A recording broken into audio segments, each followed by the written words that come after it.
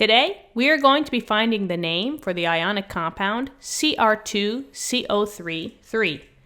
Now, I just want to give you a little trick. If you see 3 or more different elements in your ionic compound, you know that you're dealing with at least one polyatomic ion. In here, we have Cr, C, and O. We have 3 different elements, so I know that one part of it has to be a polyatomic. Now, it's easiest to find the polyatomic and then go from there. Keep in mind that your polyatomics are never going to be found on the periodic table.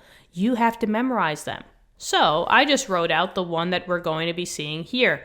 In this case, we see CO3.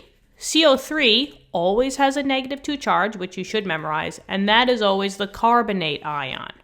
And we see the CO3 right here. And since this is ionic, we have to have a metal in there, and that's the Cr. That's chromium. And chromium is somewhere over here on the periodic table. Now let's start naming. The metal name always comes first, right? And the metal name always stays the same. So Cr, which is chromium, we're just going to write chromium. Chromium. I believe I spelled that right. Next comes the polyatomic, and that polyatomic name always stays the same. That's why you have to memorize them.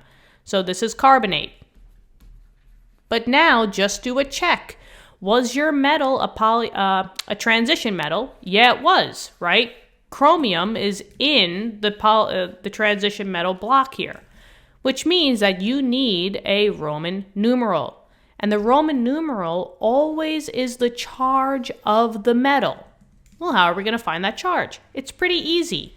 All we're going to do is we're going to take the subscripts and crisscross them back up to find the charges.